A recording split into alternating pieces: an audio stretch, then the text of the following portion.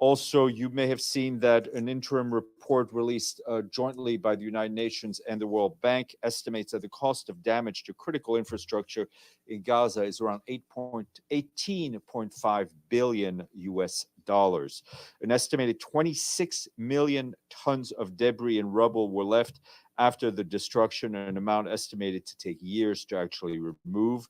The interim damage assessment report used remote data collection sources to measure the damage to physical infrastructure in critical sectors incurred between October 2023 and the end of January of this year. It also points out that the impact of people in Gaza were 75% of the population displaced and 100% of the children are out of school. The report also identifies key actions for early recovery efforts. And just to say that more comprehensive assessment will be completed as soon as the situation allows, and the losses and needs are expected to be significantly higher than that of other interim assessments. This morning, Virginia Gamba, the Secretary General Special Representative for Children in Armed Conflict, briefed Security Council members on the consequences of denying humanitarian access to children.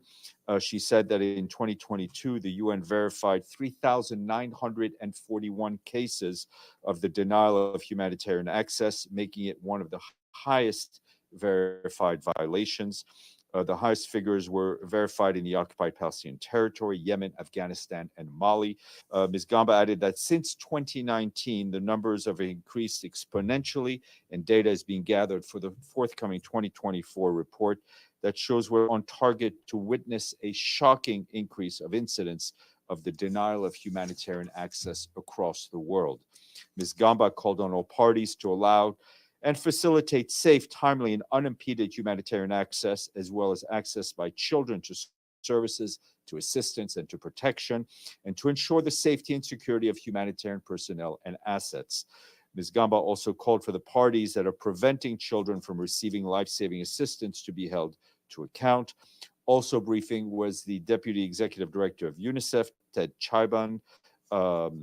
And just before you ask, Ms. Gamba's annual report is scheduled to go to the Council in June of this year, and she will, of course, be here to present it to you. UNRWA tells us they are urging their partners to continue supporting Palestine refugees in Syria and those who have fled to neighboring Lebanon and Jordan because of the 13-year conflict ongoing in Syria. To carry on its humanitarian operations in the Middle East region, UNRWA is appealing for $415.4 million US dollars for its chronically underfunded operations in these countries. These funds will help UNRWA continue cash and food assistance, as well as healthcare, education, technical, and vocational training.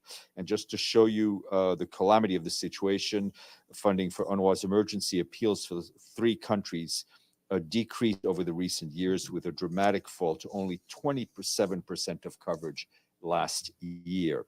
And just for the record, yesterday afternoon, our friend Khaled Kyari, the Assistant Secretary General for Political and Peacebuilding Affairs, briefed Security Council members on threats to international peace and security. As you know, the meeting was called following the attacks on Iranian diplomatic premises in Damascus. Mr. Kyari appealed to the Council to continue to actively engage all concerned parties to prevent further escalation and the worsening of tensions that undermine regional peace and security. Turning to Haiti, the Office of the Coordination of Humanitarian Affairs reports that health facilities in Port-au-Prince and the Port-au-Prince metropolitan area continues to be impacted by the ongoing violence, further restricting access to life, saving care for people in and around. 2 healthcare facilities, Delmas 18 Hospital and Saint-Martin Health Center, were looted by armed groups on 26 and 27 March. La Paix University Hospital remains open, and the World Health Organization continues to support the facility, including with the provisions of medicine and medical supplies and fuel. However, due to the closure of the state hospital in Port-au-Prince, La Paix is facing a significant strain amid increased workloads for staff. Our humanitarian colleagues also report that last week, 10 pharmacies in the capital were looted, making it even more difficult for people to get their medication. Meanwhile, our response efforts continue. Yesterday, the World Food Program distributed hot meals to more than 27,000 people in Port-au-Prince. And last week, UNICEF, WHO, and local partners carried out nearly 600 medical consultations in displacement sites through their mobile clinics. And also last week, UNICEF, the International Organization for Migration, and partners distributed 300,000 liters of water from the 23rd of March through April 1st. Partners have also delivered hygiene kits in displacement sites. Also on Haiti, today is the sad 24th anniversary of the killing of Jean-Dominique, who was the husband of Michel Montas, our predecessor, and that crime is yet to be solved. Turning to Ukraine, the humanitarian coordinator there, Denise Brown, condemned in a statement yesterday the deadly strike that hit Dnipro city in the eastern part of the country. Local authorities and humanitarian workers on the ground report that dozens of civilians, including children, were injured. Several education facilities and residential buildings were also damaged. Aid organizations provided immediate humanitarian assistance, including food and hot meals and psychological legal support. They also distributed emergency shelter kits to cover damaged windows. Meanwhile, hostilities yesterday and today in frontline and border areas in eastern, northeastern, and southern Ukraine caused several civilian casualties, including children, as well as damage to civilian infrastructure. The regions of Donetsk, of Kharkiv, of Kherson, and Sumy were impacted. That's what local authorities are telling us. Humanitarian workers on the ground are providing support where access is possible. And ahead of Mine Action Day, our peacekeeping colleagues in the Central African Republic caution that the threat from explosive ordnance has increased significantly in the country since 2020. The mission says they've recorded more than 190 incidents since 2020, including 78 last year alone. However, the proportion of explosions is decreasing due to more devices being found and reported.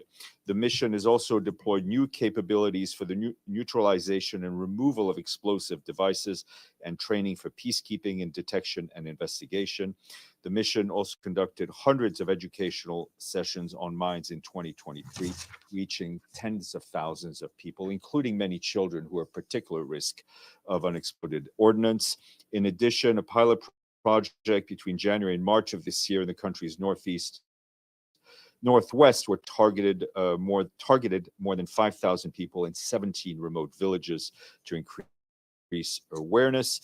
And tomorrow, as I mentioned, is the International Day for Mine Action Awareness and Assistance. Our guest will be Eileen Cohn, the director of UNMAS, UN Mine Action Service. She will be joined by Giles Dewley, the UN Global Advocate for Persons with Disabilities in Conflict and Peacebuilding Situation, and Paul Heslop, a Ukraine Program Manager for the UN Development Program. They will be joined by the Deputy Permanent Representative of the Permanent Mission of Cambodia and the Deputy Permanent Representative of the Mission of Switzerland. If any of you are interested in speaking to the Mine Action advocates who will be here, please contact Lee Woodier in UNMAS. Staying with peacekeeping, our colleagues from the peacekeeping mission in the Democratic Republic of Congo report that they continue to support government's efforts to reintegrate ex-combatants of former group members. Yesterday, they launched the reintegration of 144 ex-combatants, including 3 women at the Kasando site near Lubero in North Kivu. The ex-combatants are participating in projects coordinated by the mission in Lubero and Beni, with the first project being launched in Kanyabayonga on April 1st.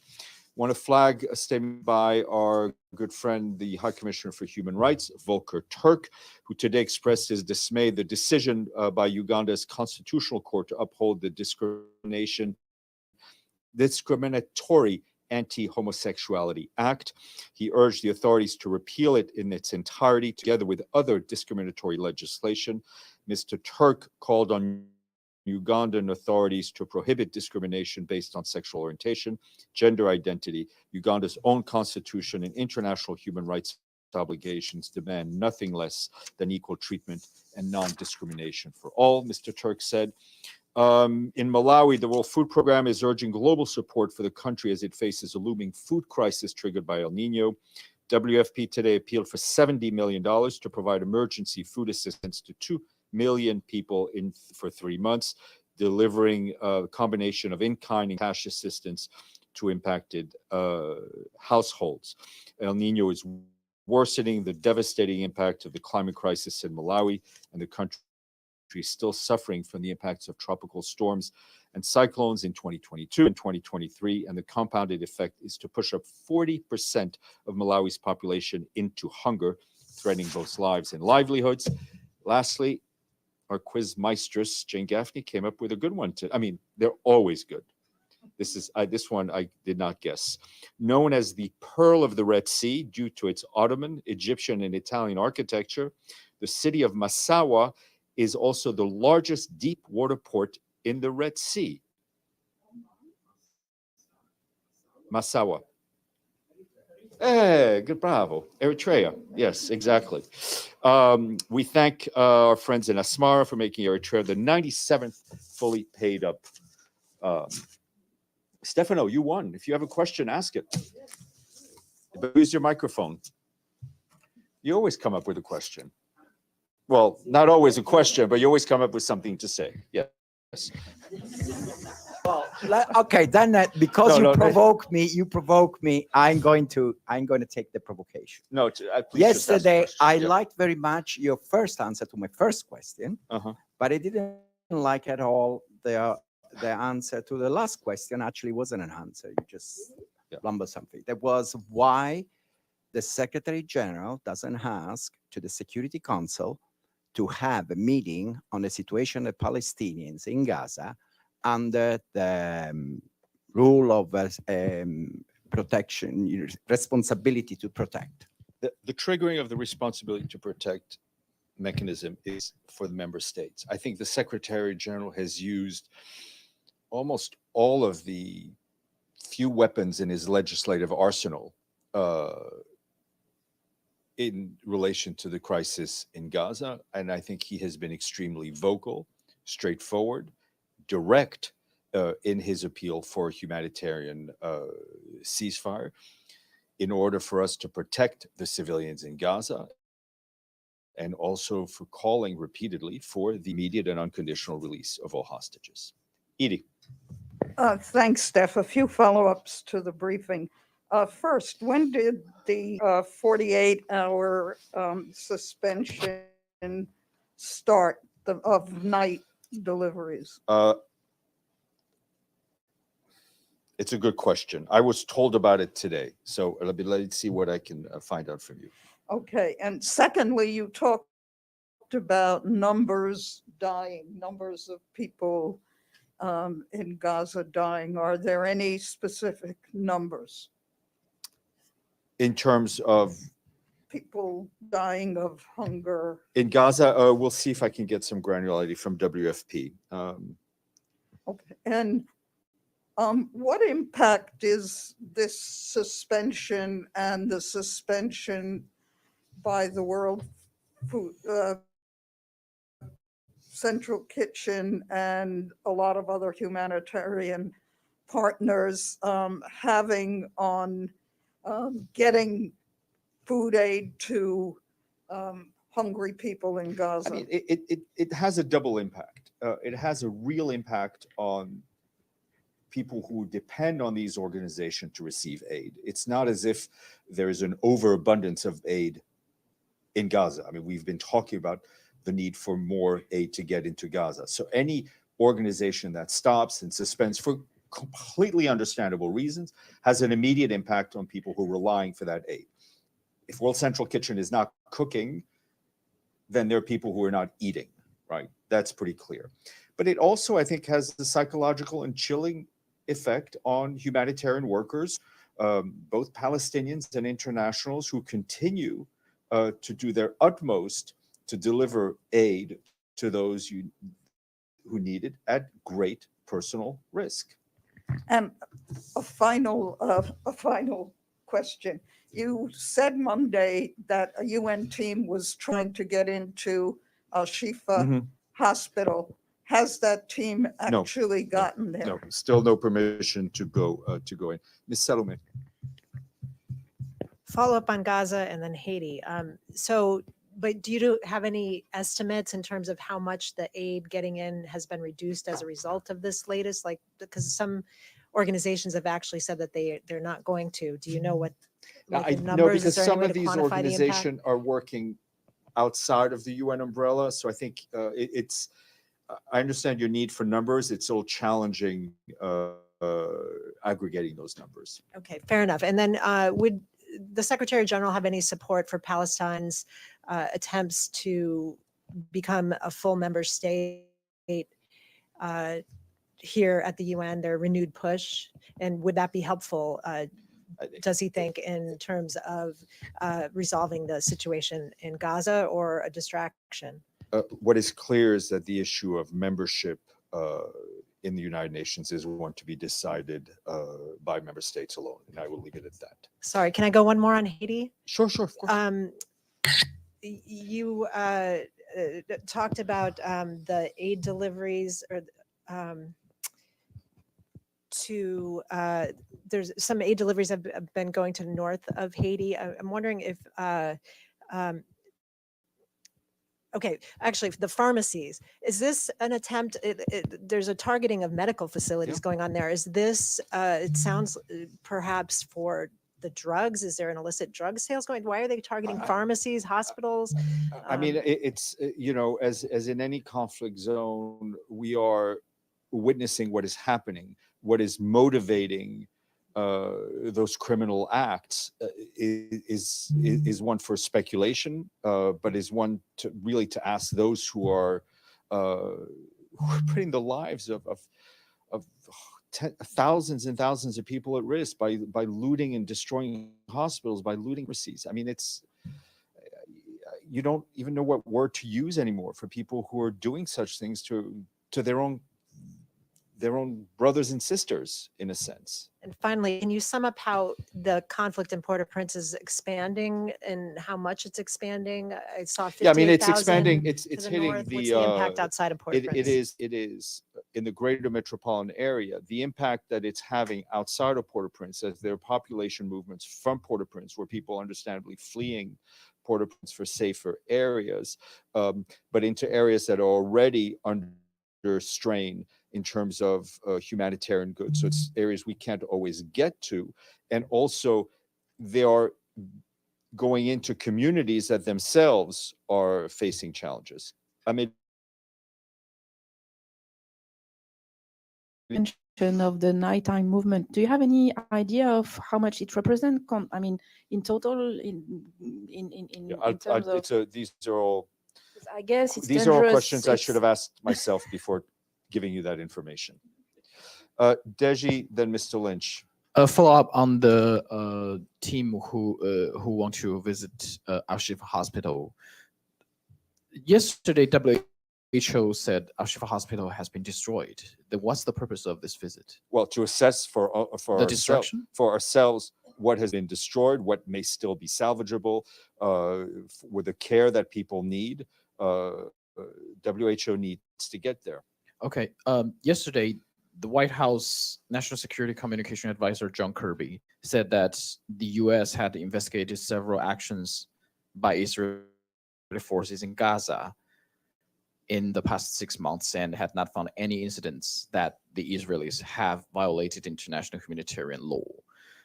Given the fact this is the country that vetoed the Security Council resolution 4 times, and also a big supporter for Israeli government, do you think this kind of words emboldened what the Israelis doing in Gaza Strip? Deji, these are all valid questions. It's not for me to provide comment on what other spokespeople are saying. We have our focus. We're continuing our focus, and I'm just not going to get into it. And does the UN had any contact with the White House on the situation? Because we obviously know that the Israeli government we're in contact with meetings with the White House about the Shifa. We're in contact with U.S. officials regularly, mostly on the ground. Mr. Lynch. Thanks, Steph. So UNRWA is not allowed. They're pretty much formally barred from going into the north now and providing assistance there. And at the same time, Israel is trying to kind of shift responsibilities to UNICEF, WFP, WHO, other organizations. So the question is do these other agencies have the logistical, physical capacity to deliver in the north or to deliver in Gaza in general? I mean, do they rely on the logistics, trucks, et cetera? Do they have their own? No one has the resources, the manpower, the logistics network that UNRWA has. Right? So no one. It's clear. No other UN agency has that. But UNRWA, as we've said over and over again, is the backbone of our humanitarian operations. You could just look at the staffing differences. UNRWA has a specific mandate given to the organization by the General Assembly, which only the General Assembly can change. And it's not as if we're seeing a situation where WFP convoys are being waved through with a green flag into the north. I mean, the challenges are UN-wide. Right. So do you know, with WHO and the Al-Shifa Hospital, the effort to carry out the evacuations, whether the denials are directly to WHO that they can't go, or is it that they are part of a broader convoy that includes UNRWA? UNRWA can't do it. As far as I know, it's UN convoys, WHO convoys that are being barred. These are WHO missions. Okay. Serife. Thanks. Thank you, Stéphane. The Director General of the World Health Organization, Mr. Tedros, said that 27 children reportedly died from malnutrition in Gaza since October 2023. The Secretary General formally said that this is a man-made disaster. So according to the UN, who is responsible for this, and what is the Secretary General's reaction? This is a man-made disaster, right? I mean, we know where this particular cycle, and I don't know what other word to use, started.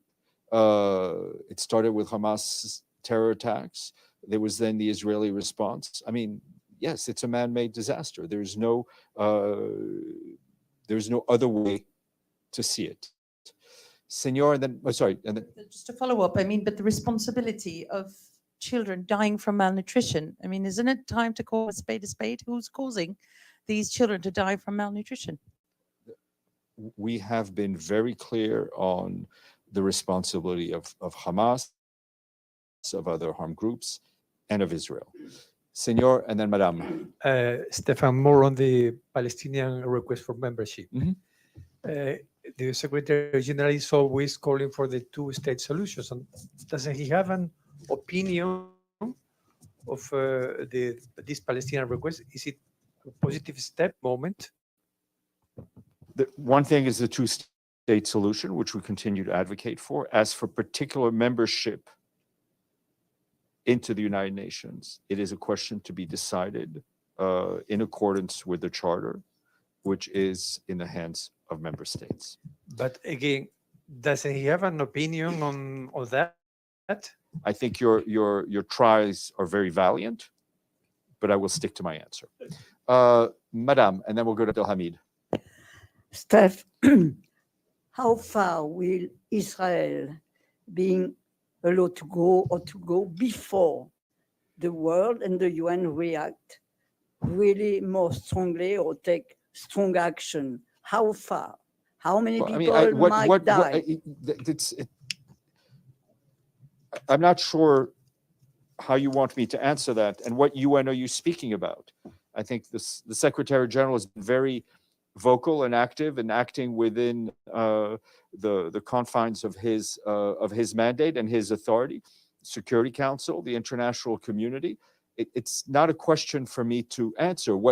Our answer is that we want to see an end to this conflict immediately. We want to see a humanitarian ceasefire now. We don't see anything like that. We don't. That's a statement of fact. It doesn't mean we're not going to keep pushing for it. In answer to the question, not about the trucks, or when the, I don't know who asked when the nighttime thing started. It started yesterday. It started on April 2nd, and it will go on through tonight. Abdelhamid.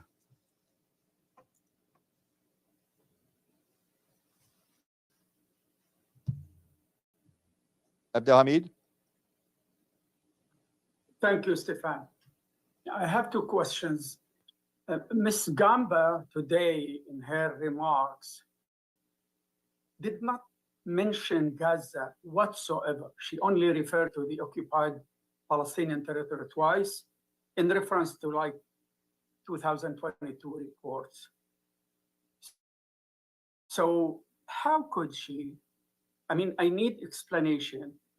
In meetings, especially called for to talk about children in armed conflict, and she did not mention Gaza. Ms. Gamba, I think, That's was very clear on the issue relating to Palestinian children. And as I said, this is not the full presentation of her report, which will be in June. Your second question.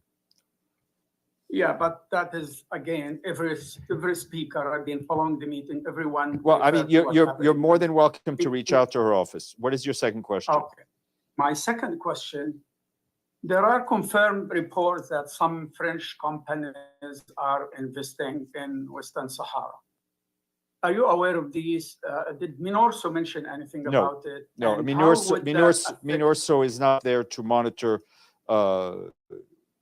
economic investments, if there are any. But if that is true, which is I don't know. I don't know. Oh. So no news about it. No, sir. Okay. Tony, then Stefano, then Monica, then my lunch. Shukran, Stéphane. Back to the suspension of nighttime movement. My question is, can you give us a little bit more granularity on the evaluation that you mentioned, further evaluation of the security issues? What's going to happen exactly? Well, I mean, you know, we have been talking about the lack of an effective deconfliction mechanism with the Israeli authorities for a long time. I mean, I think what happened with World Central Kitchen is an example of how this doesn't work. It was not a convoy that was we were not involved in this convoy, but you know they've been 177 UNRWA staff killed. There've been a number of others from other agencies, including World Food Program and IOM and UNOPS, and UNDP, if I'm not mistaken. We need to have a better system. So we're pushing with the Israelis to do that, to have a more direct system. Whenever there is any security incident, anywhere around the world, we often just do a pause and to just reassess what we're able to do while keeping our people safe, but also while keeping those who deliver who receive the aid safe. Yeah, because you agree that within once the 48 hours ends, nothing's going to change. No, but it's also for us to make our own to strengthen our own arrangements. Stefano. Thank you, Stéphane. About the bombing in Damascus of the diplomatic I don't know if it was an embassy or consulate, but the Iranians said it was a diplomatic outpost. Can you explain us if an embassy or a diplomatic post is protected by the country, I mean, the hosting country? And if a third country... Stefano, I'm going to stop you right here because I've told you I will never pretend to be a lawyer. And no, but Stefano, hold on. I would really encourage you to read the Vienna Conventions and make up your own mind. But I'm not in a position to say anything on that. Okay. They don't have the same protection. I don't have the intellectual capacity or bandwidth to opine on such a question. It doesn't mean that there's not an answer. It just will not come from me. Monica, and see you guys tomorrow. Hopefully you'll wait another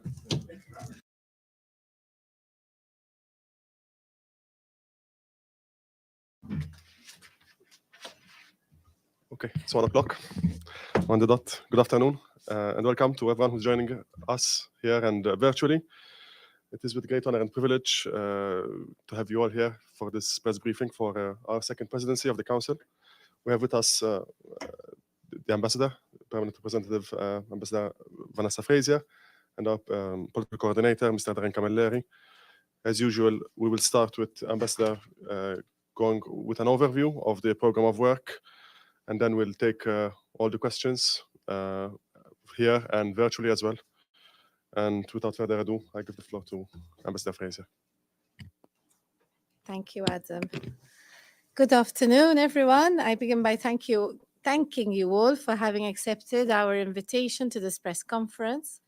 We are honored to assume the presidency of the Security Council for a second time in our term as an elected member. During this month, we have two signature events: a briefing on children and armed conflict on 3rd April, which will focus on addressing the consequences of the denial of humanitarian access to children. The briefing will be an opportunity for the Council to hear from the SRSG CAC, UNICEF, and the CSO briefer on the consequences of denial of humanitarian access for children, and to further discuss how the reporting on this denial can inform the Council's actions. We will also have a debate on peace and security in the Mediterranean and the role of young persons, which will be held on the 17th April. This meeting will be chaired by our Foreign Minister, the Honourable Dr. Ian Borge. Traditionally, discussions surrounding the Mediterranean and the Security Council and within the broader UN framework have painted a picture of a region beset with crisis. The narrative emphasizes the challenges of migration, terrorism, conflicts, natural disasters, and human rights abuses. This upcoming Security Council debate aims to foster a more nuanced understanding of the Mediterranean by delving deeper into the root causes of these security issues.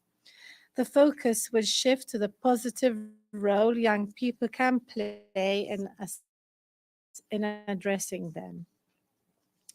We will also have two high-level meetings: the quarterly open debate on the situation in the Middle East, including the Palestinian question, which will be chaired by our Foreign Minister on the 18th of April, with the Secretary General as briefer. An immediate and permanent ceasefire in Gaza is urgently needed.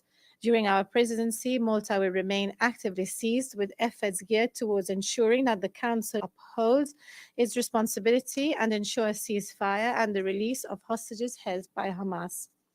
We will also continue to strongly reject any forced displacement of Palestinians inside or outside Gaza, as well as a ground offensive into Rafah. The annual open debate on WPS, conflict-related sexual violence, will be held on 23rd April and will be chaired by our Deputy Prime Minister.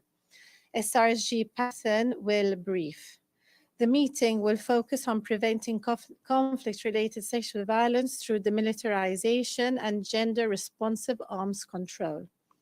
It also aims to identify opportunities for cross-leveraging arms control and disarmament treaties, instruments, and frameworks to prevent CRSV, and to increase women's leadership and influence in decision-making on arms control and exports. On 19th May, my minister will brief the Council in his capacity as chairperson in office of the OSCE. During this briefing, Minister Borge is expected to inform the Council about Malta's main priorities as chair and discuss possible avenues to strengthen OSCE-UN cooperation, under the motto "Strengthening Resilience, Enhancing Security." He will emphasize Malta's overarching commitment to upholding principles and commitments outlined in the Helsinki Final Act and the Charter of Paris.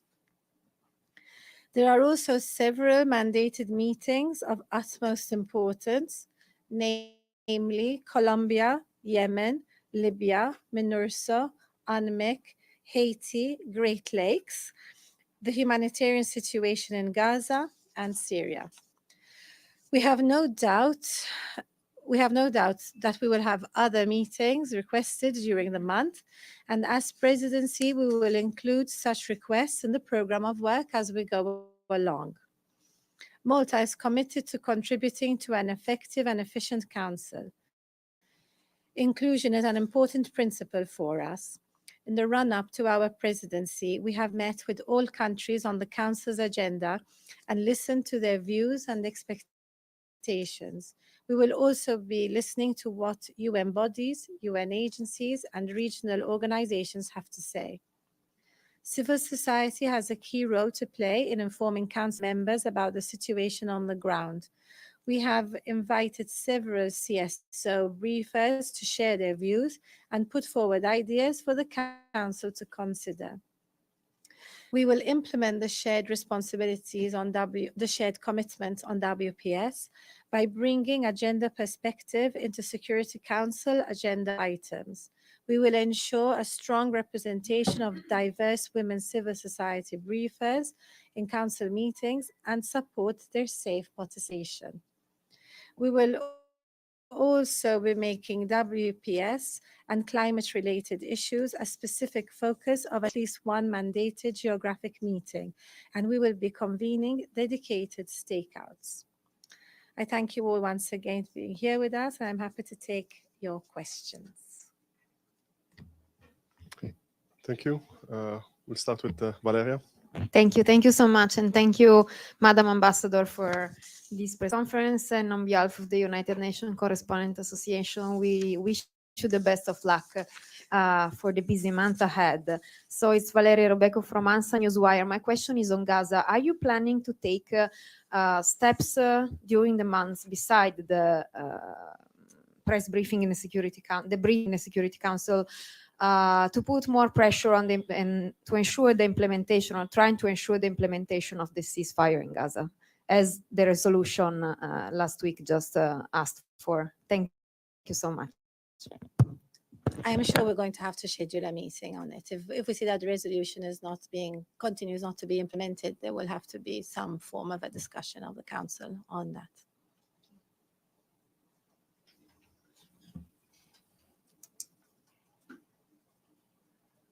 Thank you, Ambassador. We understand that the Palestinians will be seeking the full membership of the United Nations during the presidency of Malta in the Security Council. Can you walk us chronologically through the steps, and when will this process start? And I do have a follow-up, if I may. Okay. So the process has to be kick-started by the applicant state itself, so by Palestine. The Palestinians are expected to present the presidency with a letter outlining their request for the Security Council to consider full membership to the United Nations. I understand that the letter will be sent to the President of the Security Council, the President of the General Assembly, and also the Secretary General, and will outline the reasons why they believe that they fulfill all the criteria for full membership. We have not seen this letter yet. We expect it in the next few days. As soon as it is received, the presidency will circulate the letter. Obviously, that's the first step for us. And then we would have to schedule a meeting. We don't know exactly what form, what will be requested in the meeting. In the letter, I mean, if it is full membership, then normally what happens is that the Security Council would meet to discuss the request. The Council would agree to send the request to the Standing Committee on New Members, and the Security Council Security Council meeting would close, and it would reconvene in committee format. The Standing Committee on New Membership is the same formation as the Security Council and is presided over by the current presidency. That meets as a committee, however, the subsidiary body, so it would not meet in the council, but in a closed meeting in a committee room. And there, the committee would discuss whatever the question, what was requested by Palestine, full membership, clearly, unless there's anything else. But we're assuming, not having seen the letter, that what will be considered will be full membership. In 2011, there was this process already, and it ended there.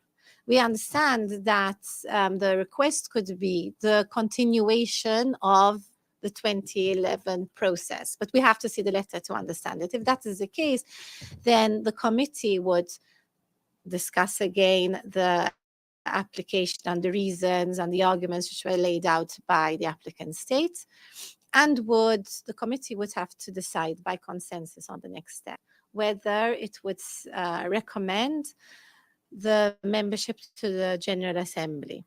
If the committee cannot agree on the next steps to take, which is what happened in 2011, then the committee would have to terminate its work and send the issue to the Security Council, which would meet in chamber and would vote on whether it would recommend the General Assembly to consider membership. If the Security Council at that point agrees, then the membership is kicked over to the General Assembly, where there will be a discussion and a vote to send it back to the Security Council. Then the Security Council would actually vote. If the General Assembly's decision is for the Security Council to accept the request by Palestine, then there would be a vote on membership. Now, going back a few steps, after the committee meets and the question goes to the Security Council, if at that point the Security Council votes on whether to send the request for deliberation to the General Assembly is vetoed, then the process ends there. But of course, it kickstarts now the process of the veto initiative. So that would be, there would still be a discussion, or the ESS. So there would still be some discussion in the General Assembly. But can we assume that the ministerial meeting on the 18th of April will discuss this matter in the Middle East forum attended by ministers? And my last point is, we all know, and it's a foregone conclusion, that the United States will veto such a request. Why are we going through this process?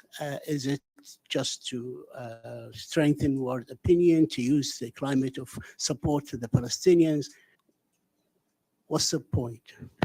wait, to answer your last question first, it's not a question to put to me. It's a question to put to the applicant. They know that there might be this outcome, and they have to decide whether they wish to start the process or not. But if they start the process by sending the letter to the Security Council, as presidency, our role is to action it. That's all. So the strategy of it and why not really belongs to the Palestinians and the Arab group. I cannot speculate on why they are doing the meeting on it's until we receive that letter, we don't know. If the letter might be received after the 18th, so I don't know. But until I receive the letter, I don't know whether it will be up for discussion on the 18th or not. I would assume that they would want to send it as early in the month as possible, so that there would be a full month under one presidency working on it. We would, of course, action it immediately. So an assumption would be that it would be part of the discussion on the 18th. But that is not what the 18th is, a quarterly mandated open debate on the Middle East. It's not an event which is put on the program by Malta. Yes, it is ministerial level. It is ministerial felt it was important because of the situation on the ground, and because there has been this period of Ramadan and the first opportunity for Arab ministers to be in the council after Ramadan and be there in person. So when we were scheduling and preparing our program of work, we felt that it was important for it to be elevated to a higher level, but it is a quarterly open debate. Ambassador, I just had a really quick follow-up on the process that's involved. The Palestinian ambassador, Mansour, is arguing that the 2011 application is still pending. So in 2011, that went through the committee process. So is it possible for that step to be skipped and it could just go straight to a vote in the council? This is what we have to see. So I have to see how the letter is that was received. That will be received. We haven't received it yet. If I mentioned that if they request a continuation of the 2011 process, then we would have to see which step we would start at. But if they simply start from scratch as they had done in 2011 and request the consideration of full membership, then we have to start obviously at earlier steps from the very beginning. So we really have to see how the request is received, but we haven't seen the letter yet. Thank you. My name is Abdul Hamid Sayam from the Arabic Daily Al-Quds Al-Arabi. Congratulations, Madam Ambassador, for your assuming presidency for the second time. I have two questions on the question of Palestine. First, as you can see, there are two UN resolutions in the General Assembly calling for ceasefire, 3 Security Council resolutions, 2 for humanitarian pauses, and the last one called for ceasefire. Yet Israel did not abide by these resolutions. And you know, according to Article 25 of the Charter, as every UN Security Council resolution is binding. What else the UN can do? Isn't that compromising the credibility of the Security Council and the UN at large?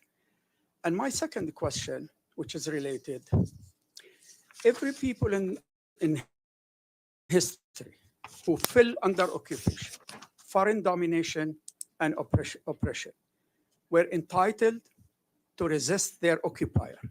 Tell me one country that did not fight their occupier and their foreign oppressors.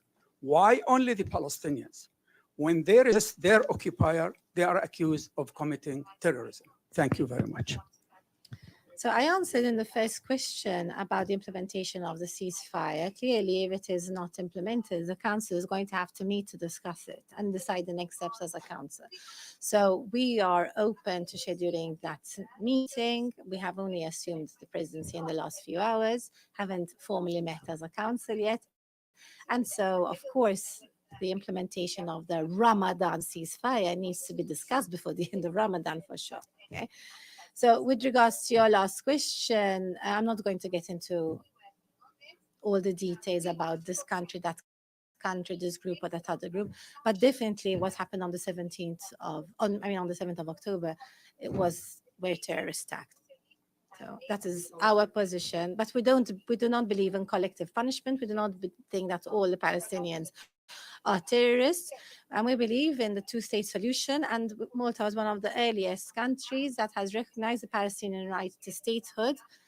Since 1988, Malta made the declaration of the Palestinian rights to self-determination and statehood, and our position has remained unchanged since then. Ambassador Xu Dezhi with China Central Television. First, wish you a peaceful month. Thank you. So my question on Gaza is, I think it's a short question. Do you have a practical goal on the situation of Gaza? For example, push for ceasefire, push for expansion of humanitarian delivery, or a very concrete or practical goal there? Thank you. But we could go back to the implementation of 2712, our first resolution, really, because even that was only partially implemented. There was one short pause and some hostages came out. We would have liked to have seen the pause continue. We would have liked to have seen all hostages come out. But in 2712, there was also the deconfliction mechanism, which we saw, which we keep seeing is a problem, is not being implemented, it is not being honored. And that is very, very important. We reaffirmed that in Resolution 2720, and it continues to be something which everybody requests, and one of the major demands by Sigrid Kaag, obviously, also. For her, the confliction mechanism is very important because it allows the sustainable flow of aid into Gaza, which is indisputably not happening, is a big problem recognized by all governments.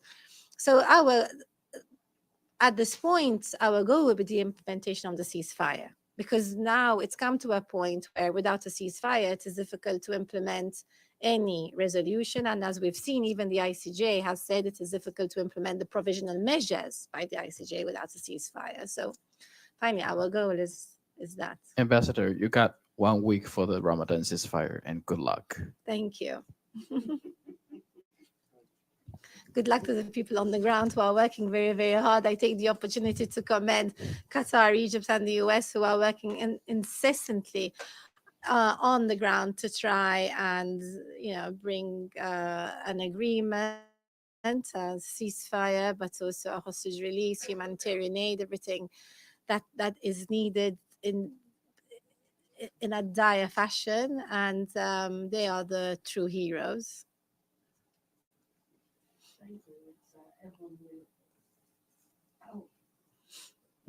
Oh, sorry. High technology here. Thank you. It's Evelyn Leopold. And do you expect anything on Ukraine, or only if somebody brings it up? Yeah, so Ukraine is not a mandated meeting. Therefore, it is not in the program of work which was scheduled, which was agreed this morning, because in the initial program of work of a presidency, there's always a mandated meeting and the signature events. But it is inevitable that there will be meetings on Ukraine. Ukraine is an ongoing conflict, which is an important one, which we mustn't lose focus of. And there will definitely, as there have been in every month, we expect calls for meetings. And again, the presidency, we wrote it also in our working methods document, that we will uphold our responsibility to schedule any meeting which is requested. Hi, Madam Ambassador. Edith Lederer from the Associated Press. And let me say, starting out, we hope that you'll come to the stakeout often and tell us what's been going on in the council. First, outcome documents. Are you expecting any document, for instance, on the Women, Peace and Security meeting that you're holding, and well, on the Middle East and anything else? We are not planning any of them. The CRSV meeting is to debate the annual report, which will be issued beforehand. So we don't expect anything. However, we are the coordinators for the WPS joint commitments. So there will definitely be a WPS stakeout. So there will be some form of document, but we would welcome if there is a PRST for all events in reality. And with regards to stakeouts, Malta believes very much in the transparency of the work of the council and communicating the work of the council. So especially if we meet in closed format, we will try to inform of what has the work that has taken place. My second question is that you met with the rest of the council today on the program of work. Mm-hmm. The Russian ambassador for the last few meetings has been asking for a vote on the agenda of every meeting. Is this something that's going to be continued, or that you expect to be continued throughout your presidency, or has some agreement been reached to stop this? We are very grateful that our program of work was adopted today, which was already a positive step in the right direction and shows that all council members are willing to reach a compromise and consensus and to work in a collegial manner. So that was very important because it also assists the transparency of our work and the communication of the work of the council. Where from what we understand, although it was not discussed today, but from what we understand, the consideration of a vote prior to a meeting has not been retracted. I do not know whether it will be done for every meeting or for particular meetings. We did not discuss it today, and we'll just have to wait for our first meeting, and then our second, and then our third to see. Let's take our Italian friend. The Mediterranean has to count for something. Thank you, Madam Ambassador. La tentazione di farla in italiano. Certo, certo. No, yeah, I have two questions. One is a follow-up on the credibility of the Security Council. I saw 24 hours after the passage of the resolution, of ceasefire resolution, I saw Palestinian from Gaza. There was, I think it was Al Jazeera program, but there was this Palestinian that had just lost his father, his family, on because there was a bomb after the resolution, and he was screaming, "Please, up to the camera, please, no more resolution, UN, no more resolution. When I pass a resolution, they eat us more." What do you say? What you would say to somebody that basically, and he looked sincere, he was scared that the UN will pass a resolution and the Israeli will hit them back harder. And the second question, by the way, I'm Stefano Vaccara, La Voce New York, Ital Press. The second question is about Lebanon. I asked this before also to the spokesperson for Guterres. Well, UNIFIL is being hit lately, also before, but now it's very, very dangerous. And did you receive any letter or anything from the Lebanese government, a request of a specific meeting of the Security Council on this problem? And if you are going, if you receive it, because they sent it, for example, a month and a half ago, at least that's what I know, when I think it was the French presidency, and nothing happened. So I would like to know if you're going to receive a letter that requests that meeting specific on the problem, what you will do.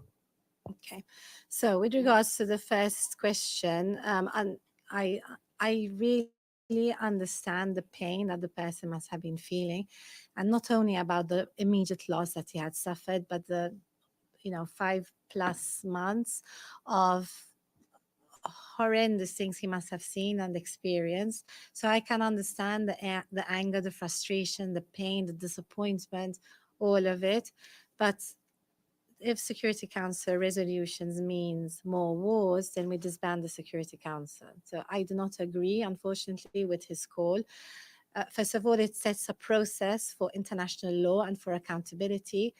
The role of the Security Council, as individual members who sit on the council, we receive our priorities from capital, but our responsibilities, our duties are given to us by the Charter. And the Charter says that as a council, we have to maintain international peace and security, which means that the ceasefire resolution should be step number one when any conflict breaks out. And it is unfortunate that it is translated into making the situation worse, but it is not the reality. It is very important that we exercise our duty to have that resolution ceasefire late. It's true, but it also means that now there is one other binding resolution which is not being implemented, and there are tools and recourse for that. So I think it was an important step that we had to take, and I'm glad that the council was able to come together and have that passed. With regards to Lebanon, first of all, we did not receive a letter, but we have stated already, and is also in our working methods, that as a presidency, we would schedule any meeting that is requested. Lebanon is a situation which for us is very important. We are a troop contributing country to UNIFIL, therefore we follow what goes on with particular importance and particular interest, because we do have Maltese who are deployed with UNIFIL. It is very worrying for us, and it is, everything is tied in that region. Unfortunately, we talk about the problem, the dangers of the spillover effects of the crisis with Gaza, and this is clearly one of them. So we really believe that it is all tied up, that if we do manage to find a way to implement a ceasefire, that we might see some reprieve also on other fronts, but certainly we will be keeping our attention on what is going on in Lebanon. Thank you very much, Madam Ambassador. I'm Sharifa Chitin from Anadolu Agency. I don't know if you would prefer to answer this in your national capacity or your UN Security Council President capacity. I want to ask you a question about the Israeli raid to the Al-Shifa hospital and According to the reports, there are more than 200 people killed in the hospital around its vicinity. There were reports that people with their hands tied have been buried alive, and Israel has destroyed completely the rest of the hospital. So what's your reaction to this? Do you think Israel is targeting hospitals intentionally? I mean, what's the reason behind this, according to you? Thank you. I will answer both as presidency and in my national capacity. So as presidency, our role is to discuss any threats to peace and security, and anything that is brought to our attention, we would have to receive an official report, of course, and consider. I think it's all too very soon for us to know. We will discuss it. I am sure that once we have the first reports from the humanitarian agencies, there would be a discussion in council on the situation of Al-Shifa. And when that request comes in, we will schedule it clearly. As Malta, we have always deplored any attacks on humanitarian sites, civilian sites, protected sites. We have stated that we recognize in Israel's right to protect its country and its population against terrorist attacks, but that right exists in international law, but comes also with responsibilities. In order to exercise this right, you have to exercise it with responsibility. And responsibilities means that the right has to be exercised within the boundaries of international law and international humanitarian law. We have stated in our national statements in the Council that the white flag and the blue flag, the protection that provides to whoever seeks its protection must be upheld. And this comes back to all the deconfliction issues that there are. Al-Shifa is a protected site, a deconflicted site. It is a hospital. There is international law which covers this very clearly, and it should not be attacked. Now, we understand that the Israelis say that it loses its protected status because there are Hamas agents therein. We do not know. We do not have the proof of this. But anyway, any exercise of their right to protect themselves and to retaliate against any aggression that they feel has to be done according to the law. And there's also the proportionality and necessity which comes in there. Thank you very much, Ambassador. Yvonne Murray, RTE News. I have two quick questions, if you don't mind. The first question is regarding your event on the Mediterranean. As you may have heard, the UN published figures about the number of migrants who have died or disappeared getting to Europe. Roughly more than 60,000 people have died. Most of them have drowned. The EU has also been heavily criticized over its policies regarding sending migrants back to third countries such as Libya, where they are known to be subject to very severe human rights abuses. Your event appears to be putting more of a positive spin on the Mediterranean. I'm wondering how that's possible given the circumstances. And my second question is, it's been a year since you sat in this chair as President of the Security Council. What's the main thing you've learned during that past year as an elected member of the Security Council? And how has the Security Council changed you?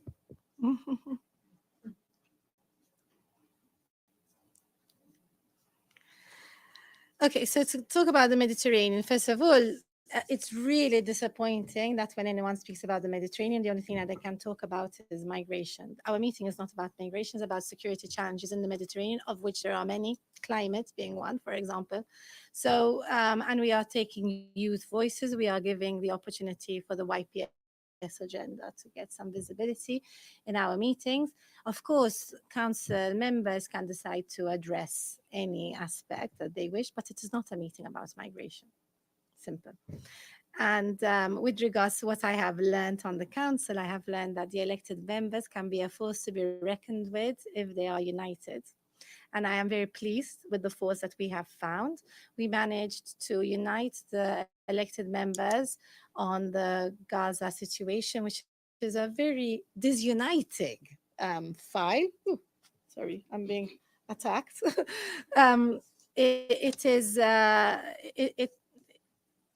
When we were doing our resolution, the first one, I broke this negative cycle on not being able, the Security Council, oh my goodness, the Security Council not being able to have a voice on the Middle East. We relied very, very much on E10 unity and E10 support for our resolution.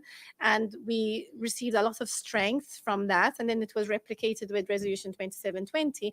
And we took a step further when the outgoing 5 and the incoming 5 came in January. We managed to retain E10 unity and the new formation, which was very heartening and very important for us. We had, Malta's position always was when we were in consultations, when we were with the E10, that this is a file which we have to keep because we can make a difference and we can move this forward. And in the veto initiative debates in March, we are in what month? April, in the beginning of March, Malta delivered for the first time ever an E10 statement. The E10 has never had a collective statement, so we showed that the unity remained. And then we were very pleased that the ceasefire resolution managed to be a E10 resolution, 10 pens. So one thing that I have learned is that there is a force that can be harnessed and can make a difference on difficult files, and that each of the individual 10 also find a safe port, a safe harbor. Being together, there is safety in numbers, there is, there is that safety. We might not all have the same exact position, but our end goal for the Middle East is the same: ceasefire, peace, two-state solution. And so we managed to retain it. And I learned, when we were campaigning for the council, everyone told us, oh, you're going to join the Security Council at a time when it is so divided, and the elected members have absolutely no weight. Everything is, it's the P5 and their vetoes that decide anything. And I'm really happy that we managed to prove them wrong. And I hope that the countries that are vying for election now in June to join in January have more positive prospects about their role than we did 2 years ago, when we were at this time 2 years ago waiting for our election to come up. So those who know me know I rely very, being an athlete, having been an athlete for me is very much a defining part of my personality and my character. And so for me, the teamwork was very important. And I was the one who was, in November, it's, team E10, and continued with it, rallying. And I'm very proud of that, more than the resolutions on black on white. I think that we showed we can do something. I think that was very important. That is what I learned. How has it changed me? Oh, gosh. Physically, I'm older. I have all my hair is white. Wiser.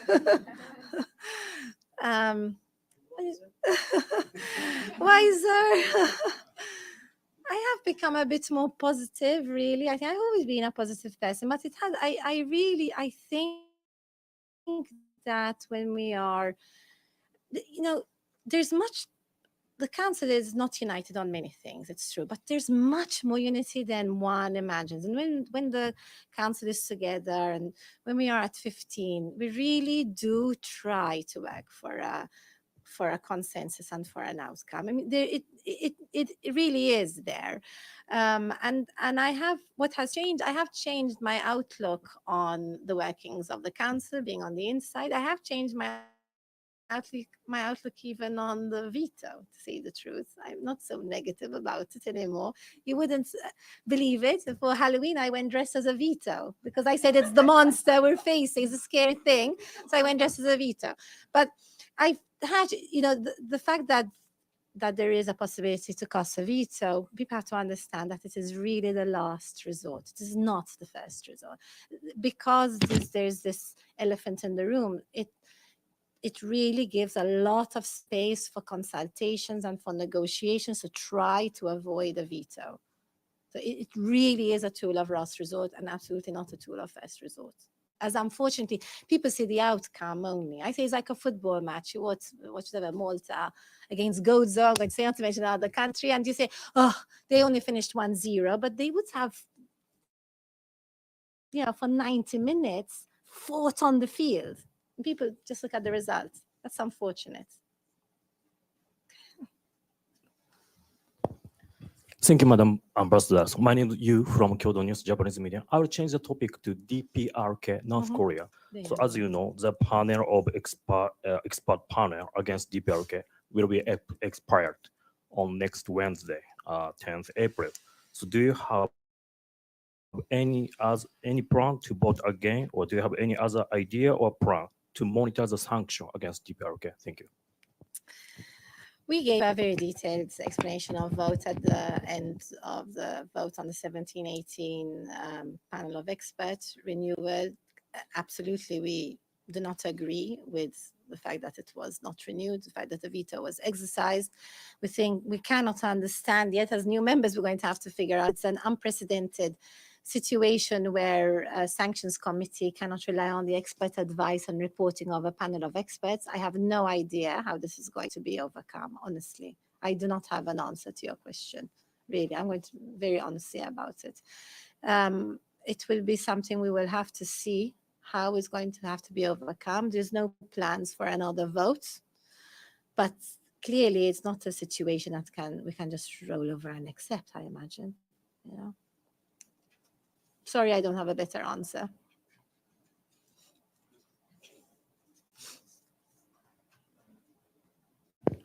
Dennis Hakasheftas, News Agency. I wanted a follow-up on ministerial meeting. So how many ministers do you expect on 18th of April? And have you received any confirmation that some countries will be at ministerial level?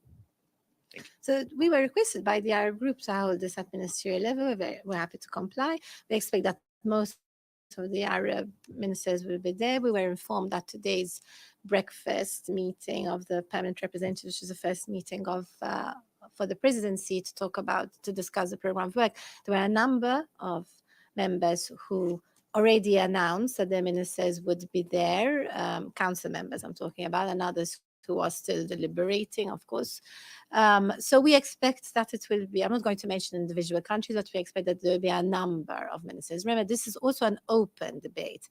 Therefore, it's not just the regional countries or the council members that can come at ministerial level or that can participate in the debate even at PR level.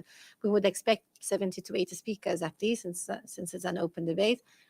And from the indication we have so far, there are a large number of ministers that will be there. Thanks so much, Ambassador. Wish you very best of luck during your presidency. I have two questions, please. The first one is the follow-up on the situation on 1718's panel of experts. So correct me if I'm wrong, there is no any other draft resolution as of now on this? No. Simple question is no. Okay, the chair of the 1718 committee is Switzerland. Maybe it's a question to ask them, but so to date, we have not seen anything to follow up. No.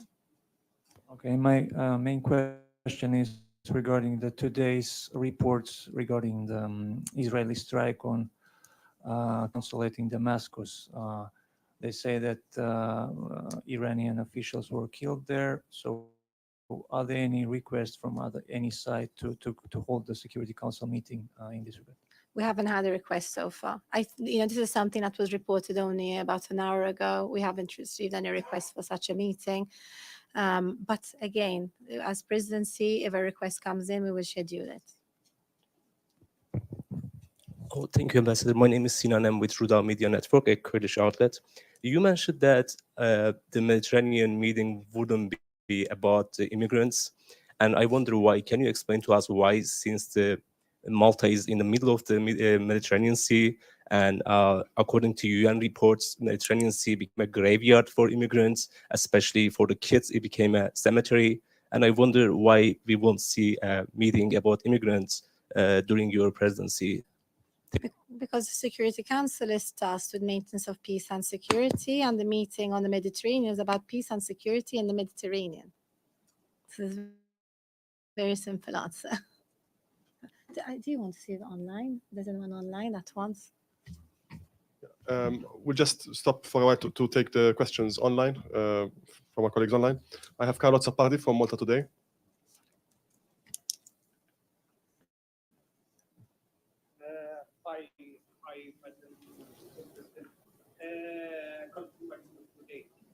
know you spoke about this, but we had.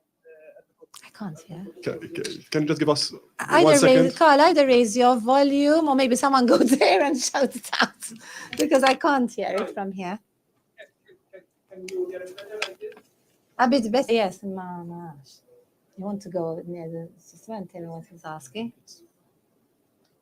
Or can we put a microphone up to the...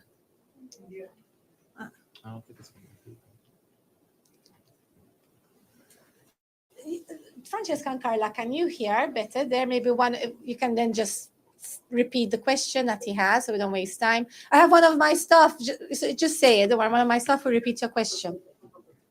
No problem. I know you spoke about... No. So I know you spoke about this, but I had a bit of audio issues from our end. Does Israel ignore? Does having Israel ignoring the sanctions by the UN Security Council undermine the UN's efforts? And should Israel suffer any consequences for ignoring these resolutions? And maybe on the lighter side, how significant is it for a small country like Malta to host the presidency? Thank you. So first of all, the resolution is not about sanctions on Israel. Israel is not sanctioned. There's a resolution which imposes certain obligations on Israel, which yes, they are ignoring. And there is recourse that the Security Council can take, but has not taken that step yet. But of course, we all know that Article 25 of the Charter is very clear that all decisions by the Council is immediately imposed on all members, that it is binding. And so the last resolution that we pass on ceasefire is binding. We would like to see its implementation, but along with the implementation of all other resolutions related to the Middle East, and frankly, all other resolutions of the Security Council on any situation. There are tools that the Security Council has. It can refer to the International Court of Justice, for example, and it can also consider sanctions, but that step hasn't been taken yet. Regarding the lighter side, I don't know if it's much lighter talking about a small country presiding over the council. It is very tough every single day, whether you're presiding or not. The pressure is very high. We're really discussing current events which are happening and the impact that the council can have to try and bring peace and to try and save lives and to try and make people's lives better. So there is that pressure that one feels, and there is a frustration also. But I think that's a small country like Malta can have a very important effect. The small countries have a role to play on the council. We are a moral compass and we are a moral balance. And I think that the rest of the general membership of the United Nations looks towards the leadership and the role of small countries on the Security Council, because we can be impactful. And I think, I don't know, the judgment is reserved to others, but I think that we have been impactful in the 15 months that we have been on the council, and we have learned a lot, and everybody knows that Malta is on the Security Council. So.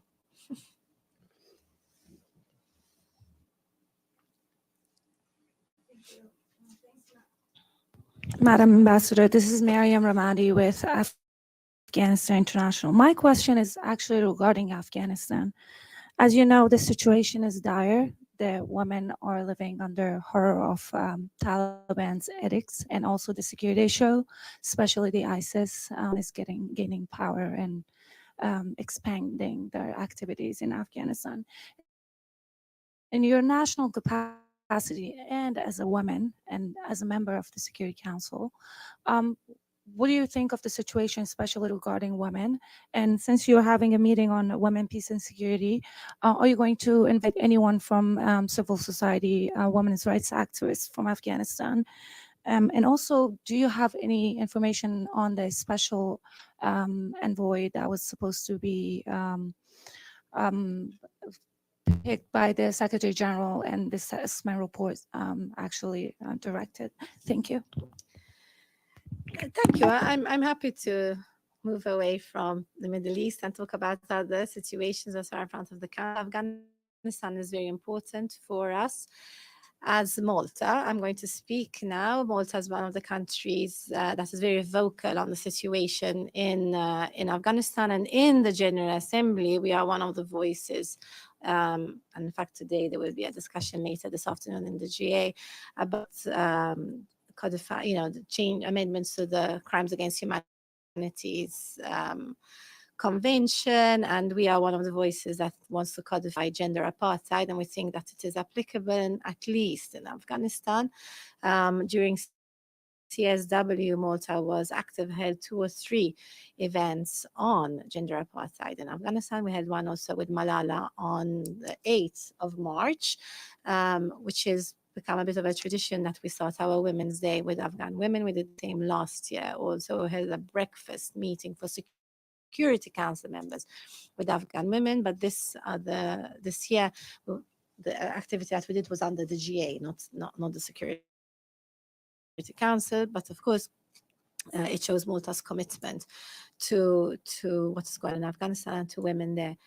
So for the WPS meeting, there will be a CSO briefer, but it is not an Afghan briefer. However, Afghanistan will definitely be discussed in the CAC meeting, Children Armed Conflict, and also in the CRSV. It is inevitable. These are horizontal meetings. And so Afghanistan will be one of the countries that will be addressed where there are issues with children and also with conflict-related sexual violence. But on Afghanistan, Malta is an advocate. We really do believe that it is impossible to have a country where 50% of the population is completely marginalized. And we think that the situation needs to be rectified, remedied. We definitely are a supporter of the independent review that was carried out by Ambassador Feridun. And we support the plan that is outlined in his review, which would eventually lead to normalization, but there has to be steps that need to be taken for that. And we look forward also to the appointment of the special envoy, but we haven't heard anything about it, unfortunately. But the sooner it is done, the sooner the work can be.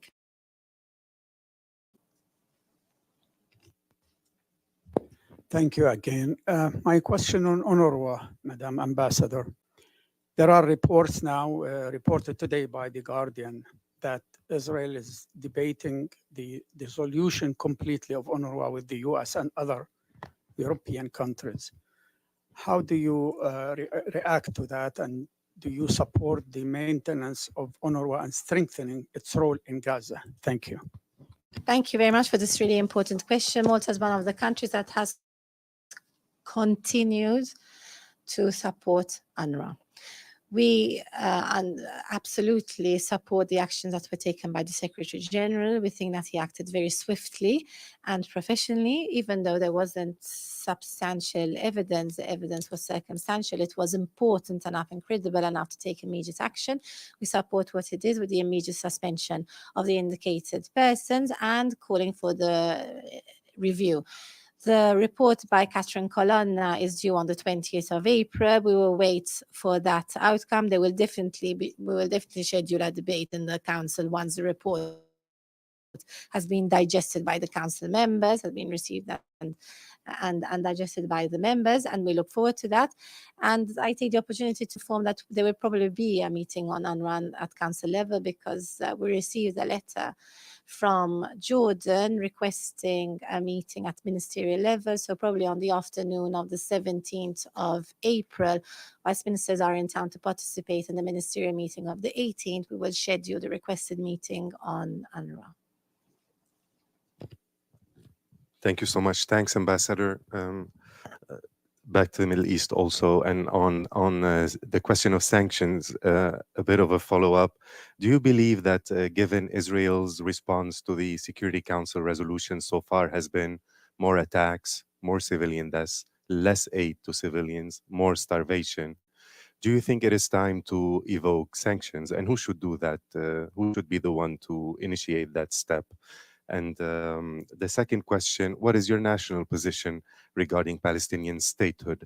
Do you believe Palestinians should have full membership at the UN? And if the process begins, would you support it?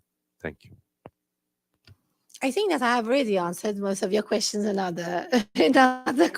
with other questions. So with regards to sanctions, I think it will on Israel, I think it will take longer for the council to try to reach an agreement to pass a resolution on starting to impose sanctions or introducing a sanctions mechanism. So I think what is important, because people are really dying every single day, is that the efforts are focused on implementing the Security Council, and international pressure should be placed on all the parties to adhere to the Security Council resolutions and implement the ceasefire. I really think that is where we can get action quicker than anything else, unfortunately, the reality of it. Going on to Palestine, yes, Malta does recognize Palestine. Already in 1988, Malta recognized the right of Palestinians to statehood.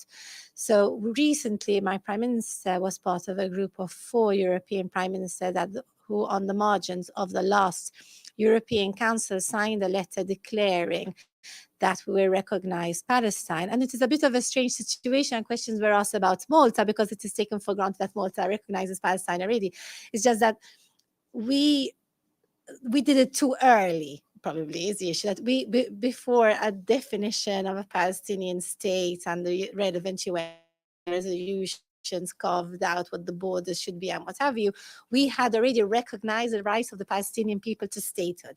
So we recognize Palestine, we recognize the right to statehood, but now we need to do the formal recognition of the state of Palestine. So it's a bit, we were in this strange situation where we were ahead of our time, basically. That was done in 1988, and we're ahead of our time. So now the Prime Minister announced, along with Prime Minister of,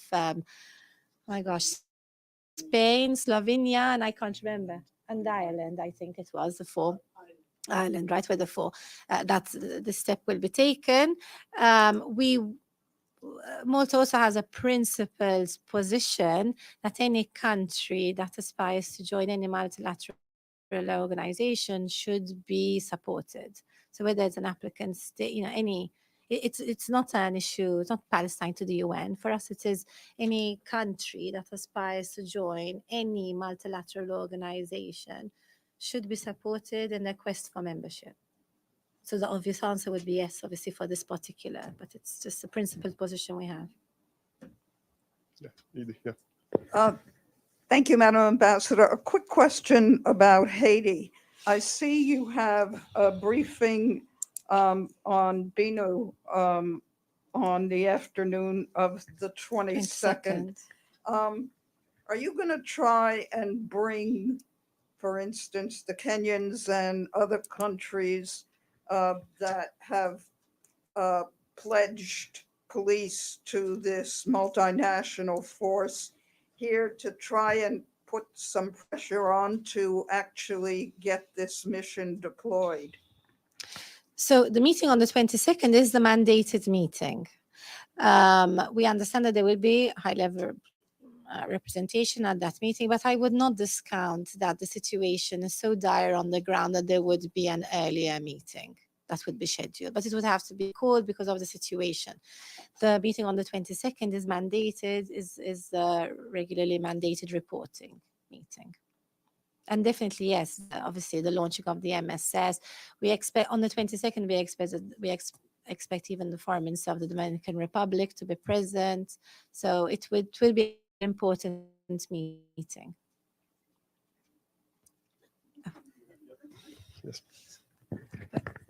Yes, Ambassador Frank Uciardo from TRT World. Thank you for having this press conference today. In light of all the hard work that you put together in cobbling together a ceasefire resolution, what is your reaction to the Biden administration sending another round of weapons and bombs to Israel? That's really not a question a diplomat can answer. But I can state that our position is full square for the implementation of a ceasefire resolution, and everything should be done for that, and anything that goes contrary should not be acceptable. Do we? Yeah. Yes. Oh, there's a bit of news that just broke in Israel that Prime Minister Netanyahu has stated that he will be closing Al Jazeera operation in Israel. Your reaction on the freedom of press, etc., etc. I think for rule of law and freedom of press, it is absolutely unacceptable to hear a head of government make such announcements. It is, I'm almost at a loss for words. I don't even know what to say, really. It's not acceptable. We believe in freedom of the press. We already think that it is a very difficult situation for press. Press is not allowed to report in Gaza. The press has not been protected in Gaza, has been targeted, has suffered many, many casualties, which is absolutely unacceptable because it does violate international law and is a crime. And we believe in the freedom of the press, and that the closing of a news agency is absolutely not an acceptable declaration. Unless you have any more questions, unfortunately, Ambassador Fraser has to go to another meeting right now. So thank you all for your time. Thank you. Thank you.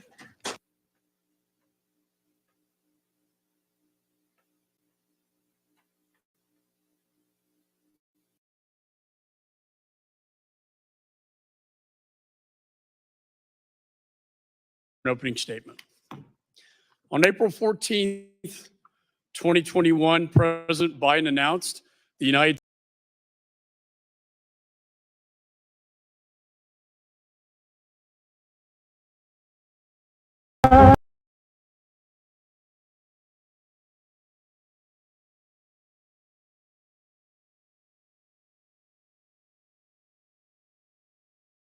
The announcement, I, along with other Republican and Democrat members of Congress, urged the president to prepare for the withdrawal and its inevitable fallout. Unfortunately, those warnings were ignored.